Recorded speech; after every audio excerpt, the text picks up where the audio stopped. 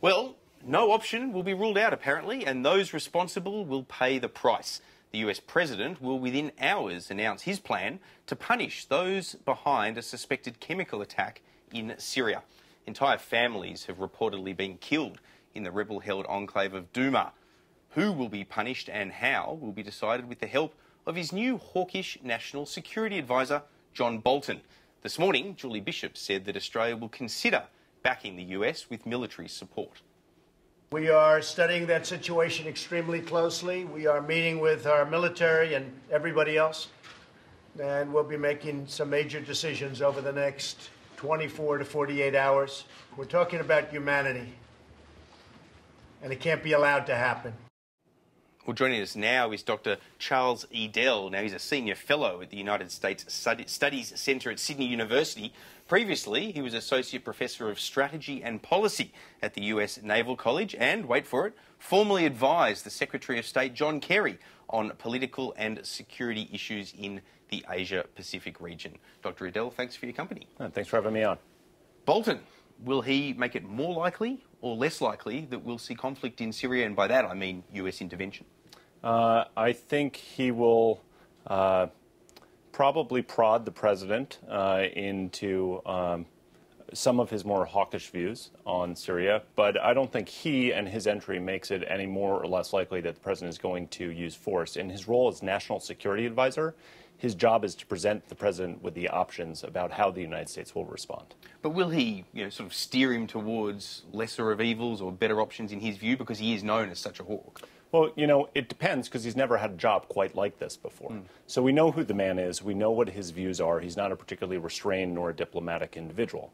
But he's also not had a position like this before, where his job is now to coordinate policy options from around the entire U.S. government, all the departments and agencies, and to present them to the president. Now, there are two models of how this plays out, right? There's the model of neutral presenter. This is Brent Scowcroft, is the most famous model in U.S. history, presenting George H.W. Bush, where he presents, here are your four options, there are advantages and disadvantages, and then there are those who want to spin it their own way.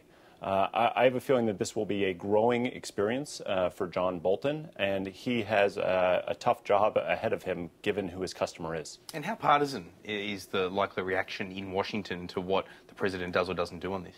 I don't think this is going to be a particularly partisan reaction. Just like after the first standoff strikes that we saw against Syria about a year ago, there was not a partisan reaction to this.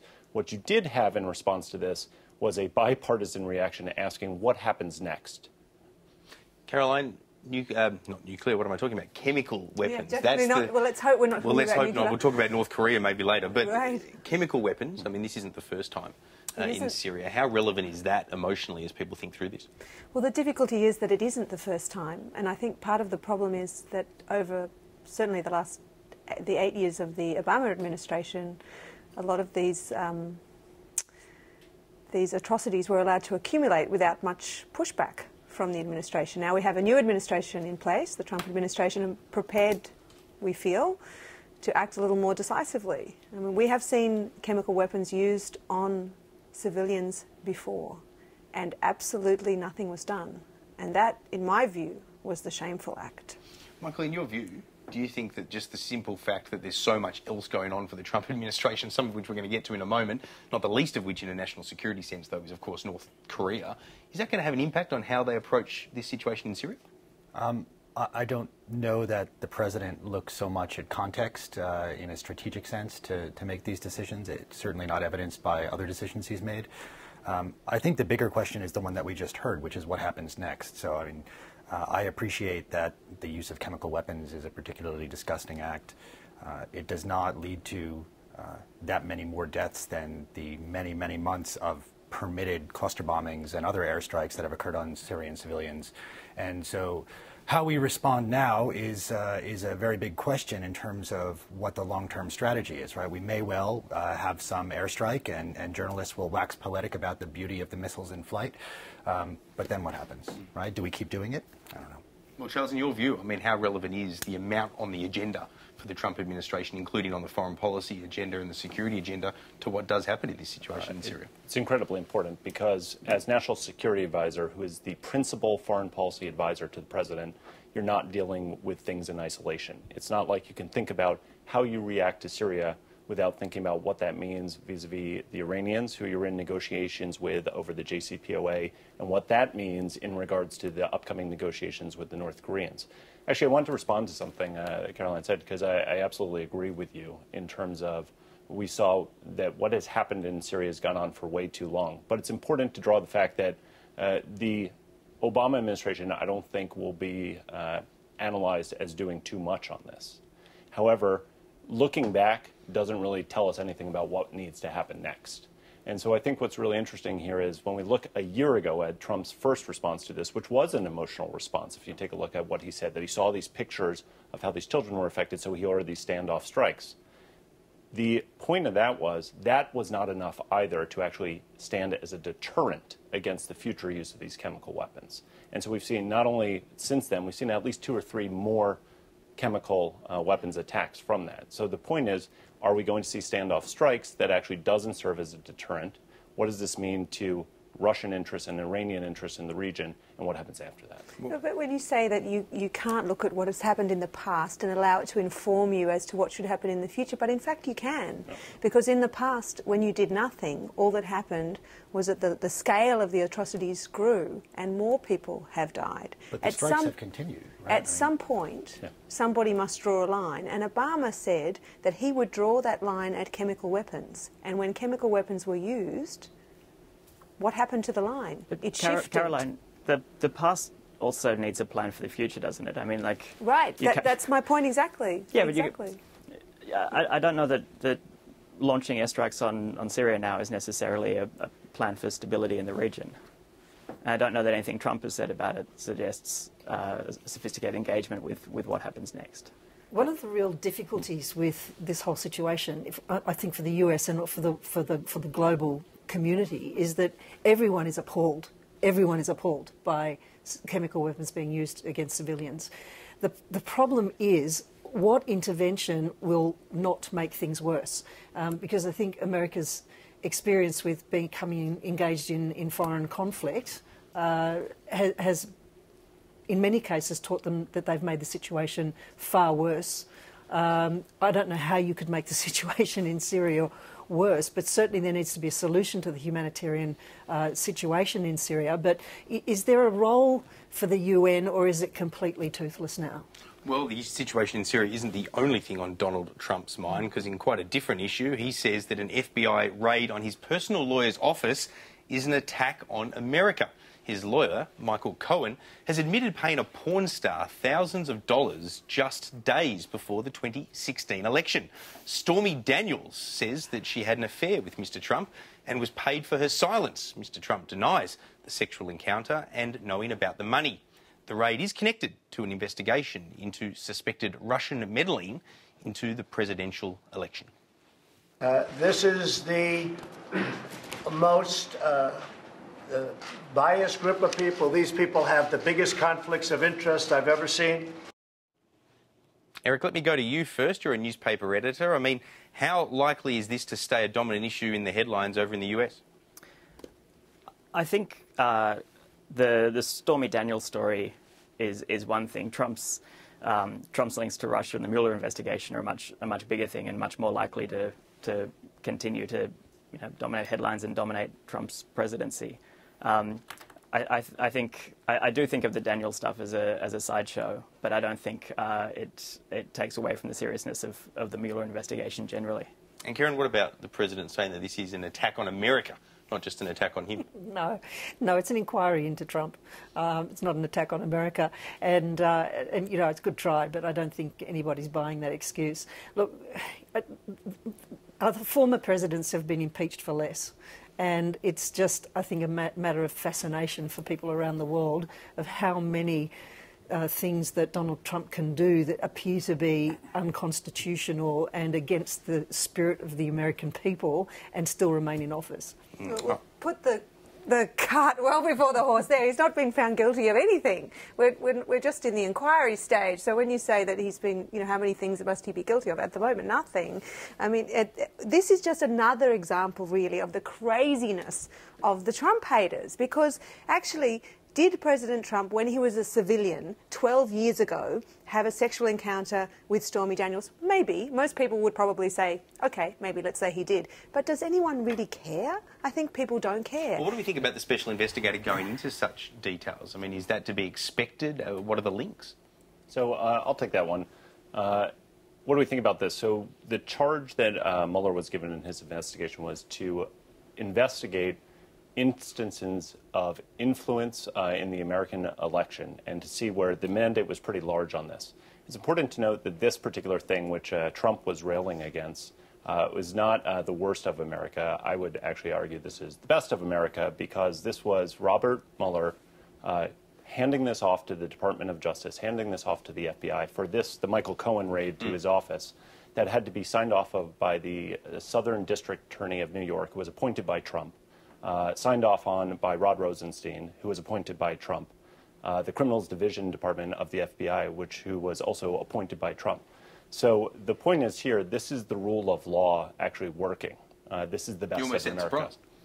No, I don't, because despite what Trump said then in the clip that you just showed about all these haters, these are simply institutional actors within America carrying out what is their mandate and what is their job. All right, let's get back to some issues a little closer to home. There could soon be a Chinese military base less than 3,000 kilometres from Australia's coastline. Fairfax Media says that talks are underway about China having a permanent presence in the island nation of Vanuatu. If those reports prove correct, it would be their second overseas military base. Just this afternoon, the PM said that he's been assured by the High Commissioner to Vanuatu that there's been no request made. We would view with great concern the establishment of any foreign military bases in those Pacific Island countries and neighbours of ours. What those countries are looking to us and other nations for is investment in economic infrastructure and social infrastructure and in building their own capacities and capabilities. Well, there's no doubt that China is investing millions into nearby Pacific nations. What impact is their growing economic influence having on our region? Eric, should we be more concerned about this generally because this is a non-democracy showing interest in our region? I think so. And I mean, we should look at this as a reflection of Australia's failings of leadership in the region. The pulling back of our foreign aid, a neighbour of Vanuatu, look at the collapse of essential democratic institutions in Nauru, while Australia does nothing because Nauru serves certain of our offshore processing interests. I mean, Australia is failing this region, and it is no surprise that another power is filling that vacuum. Karen, is that the way you see this? Australia failing the region? Well, I don't think that Australia can really stand up against what China is capable of doing. I mean, we are pulling back aid. However, yes. Having said that, China can just do whatever it wants from an aid perspective. By way of comparison, it's not a democracy. That's right. And I mean, in terms of national sovereignty as well, I think we really need to look at things like ownership of Australian lands and infrastructure, and things like the leasing out of Darwin Port for 99 years to China is something that just sort of got waved through, and people are going, well, hang on, how on earth did that happen? Buying up vast tracts of agricultural land, and Australia just sitting back and letting that happen. So it should be no surprise that China is showing interest in strategic places like Vanuatu. See, Charles, this is obviously one of your areas of expertise. You've been quoted on this extensively in your role at the US Studies Centre. In your view, how's America going to react to this, and what's it going to expect of Australia? How's America going to react to this? We're going to keep watching how this happens. I mean, there are a couple of things to watch here. I mean, the first is that we've seen this movie play out before, just not in this region. And that's important to note. Everyone watched what happened in the South China Sea. What I hear from most friends here in Australia is that looks very bad, but that's pretty far away. And that's true. And this is much closer. We've also seen to the west what happens when certain countries, sovereign nations who make their own decisions, are indebted to China. We've looked at what's happened in Sri Lanka. We've looked at what's happened in the Maldives, that all of a sudden places where the Chinese have said that they have no potential interest in having critical infrastructure, all of a sudden there is a deal that gets cooked. So it strikes me as what we're seeing here is not surprising, actually tracks with Chinese interests, and not all of those, or even not most of them, are necessarily nefarious, but we have seen this movie before. Well, I was going to say, we've seen it before as well, even in a different guise, haven't we? This is the sequel, the USSR, its sphere of influence during the Cold War. We're seeing a version of it now between China and the US. Well, it's different, right? Because the Soviet Union did not have the economic leverage that China has. It did not have the attractiveness of potential investments that this Chinese have all over the region. And so it's more scary this time, is your point? Well, it's different. And I think it's really important to make the point that the fact that Chinese presence is growing, the fact that Chinese power is growing, these should not cause any sense of undue shock or alarm. The question is, what do they choose to do with that presence and with that power? And if we look at past precedent, the omens are not particularly good that they're going to use this necessarily with benign intentions. Michael, I mean, I've written a lot about this. I take the view that China, whilst it's not a democracy and showing few, if any, signs of moving towards democratisation, if anything, it's going the other way and becoming more autocratic in some of the structures we've read about recently. I think until that changes, we have a right to be extremely wary. Well, why does that lack of democratic government translate to military risk? Right? I mean, the nature of the concern that's being expressed here, or whatever is underlying it, is that Vanuatu is in the region that Australia takes residence in, and therefore there is a risk, for instance, to freedom of navigation or some military blockade scenario. I think there's not really a lot of evidence that outside of the South China Sea, which China claims as territorially its own for historical reasons, that the projection of power by the PLA, the People's Liberation Army, has any intention of leading to the kind of military conflict that people are concerned about. I mean, look, it's an example of how soft power and money can be leveraged into hard power if desired. But we've lived in a multipolar world before. There were military bases from the Soviet Union at the time, and yes, there were risks associated with that, but not necessarily. It does not necessarily imply that we move directly to war because there's a non-democratic actor in the area. But to play devil's advocate on that, the argument would potentially be that, you know, two democracies far more infrequently go to war than a democracy and a non-democracy, and therefore China continuing to be a non-democracy should concern us, shouldn't it? I mean, the logic of that argument escapes me entirely. I mean, you're asking why should we assume that because China is building a military base in a particular region that it has military ambitions? I mean, the two things that's would not at all seem what to I said, be Carolyn. It's very funny that just a little while ago you were talking about how this is not a true story and it's been debunked repeatedly, and now you're using it to attack me. What I was saying is that just because there is a military presence does not mean that the basing is going to lead to offensive action, right? We have military presence in Korea. The presence of a military base is suggestive. We have military presence from the agree? United States government in Okinawa, and we have military presence of the United States government in Germany, and we're not using those to launch action against other nations. The United States is an ally of ours, I would assume. That we would have military bases from our allies in our region. Play adjudicator for us. Who's right? I mean, it's a little different for Australia when it's China, because when it was the Soviet Union, Australia was not trying to do enormous trade deals with the Soviet Union.